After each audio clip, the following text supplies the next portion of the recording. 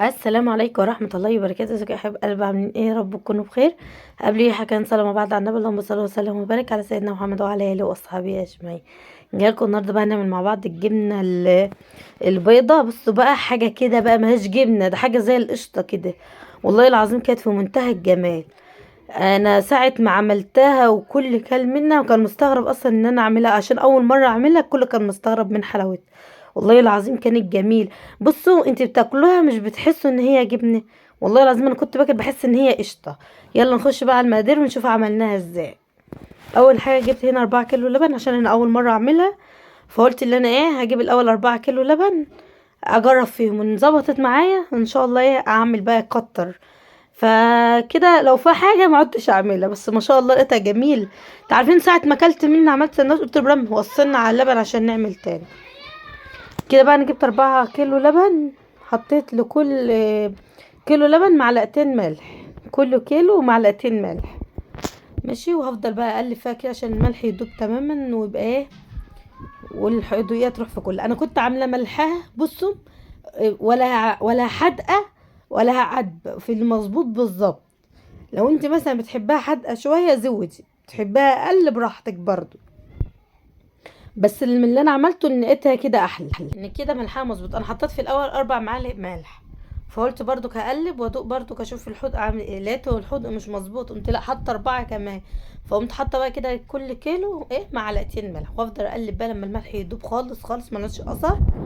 كده بقى مولعه النار. بص انا كل ده اختبر اللبن اشوفه يسخن ازاي. انا عايزاه فاهمين اللي هو مش سخن قوي، لا عايزاه فاتر كده. انا بصراحه مامتي كانت قاعده معايا كده قصادي وعماله تقول لي اعمل ايه. بصوا انتوا بتحطوا صابعكم كده وتعدوا مثلا قيمه من 1 ل10. لو لقيت الحراره مستحمله صبعك، يعني صبعك مستحمل من 1 ل10، خلاص كده تطفى عليها وتستخدميها تستعملها بقى. اللي لقيتها سخنة قوي بتطفي البوتاجاز وتسيبيها شويه لما تبرد، وبعد كده تستخدميها بقى، تستخدم اللبن يعني. المهم بانت فكده بانت معاش بقى لو ضلم شويه لان النور كان قطع في الوقت ده. انا هحط برضك معايا هنا اجزاء. الاجزاء دي بجيبها من عند يعني انا جايباها من سوبر ماركت. انا جايباها من سوبر ماركت. انت بقى ممكن لو معمل جنبك بتاع لبن بتجيبي منه. حد بيبيع لبن بيعمل في البيت بتجيبي برضك منه. فهنا ال4 كيلو لبن حطيت لهم 4 معالق اجزاء كده على طول وبقلب. لو انت مثلا بتجيب اللي هي الاجزاء البودره، دي بتتحلها في ميه الاول قبل ما تحطها على اللبن، انما دي عشانها سايله بتحط منها مباشر على اللبن. بقلبها برضو حلو عشان الاجزاء تلف في اللبن حلو. بفضل اودي في اللبن كده واجيب واقلب حلو عشان اللبن كله يبقى خليط واحد. وبعد كده اقوم طافيه بقى واغطي عليها. انا هنا في الوقت ده سبتها ساعتين بالظبط. هي ممكن تسيبها ساعة، بس انا كنت قاعدة في بيتنا فسبتها ساعتين. فخدها خلاص بقى اللبن. الجبنة بقى كتلت معايا بقى، الجبنة زي ما انتوا شايفين بقت خرط اهي. لسه كده المرحلة دي لسه الجبنة برضو ما خلصتش معايا. بصوا كده خلاص بقى بخرطها. وانا هقول لكم برضو في الاخر ال4 كيلو لبن دول عملوا معايا جبنة قد ايه بالظبط. بصوا اهي كده خلاص بقى كتل جبنه معاكم اهي، شوفوا اكنها جبنه اهي. بس والله العظيم هي مش جبنه، ده هي حاجه كريميه كده، حاجه بصوا ناعمه كده بتتاكل، تحس ان هي ناعمه قشطه بتاكلوها كده. المهم بقى إن جبت المصفى دي. انت بقى لو عندك حاجه مربعه، مثلا مصفى مربعه تبقى احسن، تطلع معاكي الخرطه مربعه وحلوه. انا هنا عشان ما عنديش الا دو اول مره اعملها برضو، فقلت اجربها. فجبت معايا زي ما انتوا شايفين مصفى برجلين اهي، وجبت من تحت صينيه وحطيتها برضو. وهنا برضو معايا مفروض لو انت عندك شاشه بتحط شاشه، انا ما عنديش. فانا عندي طرحه قديمه بيضه كده ما بلبسهاش، يعني هي معيونه خلاص خالص في الدولاب ومش بستخدمها. فبرضك قضت الغرض، فبرضك استخدمتها هي برضك وبقت جميله. شفت القشط اللبن دي بقى اللي نازل، دي الشرشه بتاعت الجبنه. دي اللي انت بتحطي فيها الجبنه تخزنها فيها. بس كل ده بقى بالمعلقه برضك هقلب عشان لو في ميه ولا حاجه تنزل. كل ده هقلب قيمه 5 دقايق كده، كل شويه اقوم قلبه لما احس ان الميه خلاص اتصفت كلها. وبعد كده اقوم بقى مغطيه عليها بقى وسايبه. معلش لو في دوشه في الشارع ولا حاجه، العيال عاملين دوشه. كده بقى بغطيها اهو. شوفوا كل شويه بقلب، كل شويه. كده بقى خلاص بقى اعتبر الميه اللي فيها الصف خلاص كده بقى انا هسيبها، ما عدتش ان انا هقلبها ولا حاجه، كده اغطيها بقى واسيبها الغطا اللي هو الاخير بانت، اللي انا خلاص كده هسيبها بقى لما هي تعمل جبنه بقى. بصي الجبنه دي جميله بقى، لو انت هتعملي كميه ولا حاجه بنفس الطريقه دي، شوفي كل مثلا انت هتعملي 5 كيلو 10 كيلو. بصوا انا جبت حله مليانه ميه بتقلها وسبتها عليها، هسيبها بقى انا هنا بقى كنا من بالليل سبتها لتاني يوم الصبح. المهم بقى فانت لو انت حابه تعملي بقى الكميه، فكل كيلو لبن عليه 2 كيلو، عليه معلقتين ملح، وعليه معلقه اجزل كل كيلو. شوف بقى زي ما انت عايزه، لو هتعمل 10 كيلو 10 معالق اجزة بكام، ب20 معلقه ملح، فحسب ما انت عايزه بقى. كده كنا بقى تاني يوم الصبح بانت كده بقى، هطلعها برضو وخرطها معاكم، شوفي طلع قرص جميل ازاي. بس انت بقى لو لو حاجه مربع بقى، مصفى مربع ولا كده، تطلع معاك الخرطه بقى متظبطه بقى.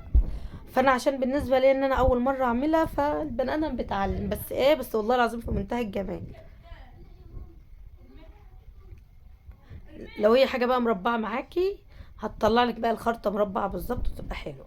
انما انا هنا عشان حطيت الميه في النص، والطروف كانت رفيعه، بشوفهم ان هنا تخينه من النص، ومن الطروف كانت رقيقه، بس مش مشكله برضو كانت جميل. الطروف ده انا شلتها كده للعيال ياكلوها، والجبنه دي بقى انا هعينها بقى معاكم رمضان. لو حد قال لي قليله يا مي، قليله، بس احنا اكتريه اوقاتنا في رمضان، يعني مثلا لو فاض محشي ولا محشي او فراخ او بط او اي حاجه، العيال بتحب تتعشى محشي وكده. برضو فاض فراخ، العيال برضو بتحب تاكل فراخ ورز وشوربه وحاجات. انما دي حته الجبنه دي بقى، يعني الجبنه دي انا عاملاها مثلا على قد انا وابراهيم، مثلا ان كلنا رغيف ولا كده ساعه السحور، كلنا فطيره برغيف، فبتبقى حلوه. انما احنا ما بنجرش في الجبنه قد كده في رمضان، فهم دول بالنسبه ليا ان هم هيقضون الشهر كله، لان انا عيالي ما بيحبوش، ما لهمش في الجبنه اللي هي دي. بس والله العظيم اما دقوها قالوا لي جميله يا ماما، سلمى قالت لي حلوه قوي يا ماما، احسن من اللي بتتجاب من بره اللي هي الحادقه دي، ده عشان انا عامله الملح بتاعها مظبوط، فطلع بقى كل حاجه فيها بصراحه مية مية. كده بقى زي ما انتم شايفين خرطتها. هجيب بقى كيس اللي هي التلاجة العادية، واللي عنده في مناديل بتتباع جاهزة، كيس يعني مش زي المناديل كده، بتتباع جاهزة للتخزين وكده. كده بقى دي الشرشة معايا اللي فايضة من امبارح، حطيتها في البرطمان برضو وغطيت عليها من امبارح. شوفوا بقى الخرطة جميلة جميلة جميلة، والله طلع في منتهى الجمال.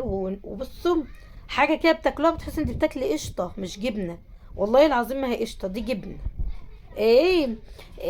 مش جبنه، لا قشطه، والله دي قشطه بالظبط، اكنك بتاكلي فاهمه طعم القشطه كده. كده بقى هعملها برضو كل الجبنه كده. انا هجيب برضو بقى دي هعينها رمضان، انا قلت لكم بصوا بقى ال4 كيلو طبعا مطلع معايا بالظبط كيلو وربع جبنه، ال4 كيلو لبن طلع معايا بالظبط كيلو وربع جبنه، فكانت في منتهى الجمال. برام بيقول لي قبل ما اعمل، بيقول لي بقول له انت في توقعك ان هي تطلع قد ايه؟ قال لي ده ال4 كيلو طلعوا نص كيلو يبقى من الله. قلت له يا شيخ، قال له والله اما انا طلعت الكميه دي كلها بصراحه كان مستغرب ان الكميه دي كلها طلعت كده. زي ما انتوا شفتوا بقى عملت الاكياس كلها كده، بحافظ عليها عشان تفضل الخرطه بخرطتها ما تتهرش في قلب الشرشه، لا تفضل في قلب الكيس بحالها كده. وجبت برضك شطاطه معايا، دي شطاطه متخلله جاهزه، شايراها جاهزه يعني، وبحطها بتدي بتدي للجبنه ريحه كده حلوه، تحس ان هي ريحه فلفل كده، طعمها حلو وريحتها حلوه. وما شاء الله ال4 كيلو لبن طلعوا معايا كيلو وربع، جميله كميه حلوه جدا. انت لو بجد تبصي هتلاقيكي بتجيبي الكيلو جبنه بره دلوقتي يمكن بقى ب100 جنيه. انا ما بجيبهاش بصراحه، انا بجيب اللي هي العلب السايحه. وانا جبت 2 كيلو لبن ب4 كيلو لبن ب90 جنيه، عملت لي كيلو وربع، يعني 125، انا وفرت 25 جنيه بس احسن بقى. انت ضامنه نظافتها في البيت، وضامنه حلاوتها. شفتوا الخرطه كانت زي العسل ازاي. انا كنت بعمل هنا بايد الشمال، ما كنتش مالكه، لان انا كنت بصور بايد وبعمل بايد وبقطع بايد، ما كنتش مالكه. قولوا رايكم بقى في الفيديو الحلو العسل ده. ودي بقى اللهم بلغنا رمضان، دي تخزين رمضان ان شاء الله. ربنا يجعل السنه كده علينا بخير وبسعاده يا رب، ويجعل رمضان لا فقدين ولا مفقودين يا رب العالمين. وقولوا رايكم بقى يا حبيب قلبي في الفيديو، وان شاء الله تستنوني في فيديو جديد، واقول لكم سلام يا حبايبي.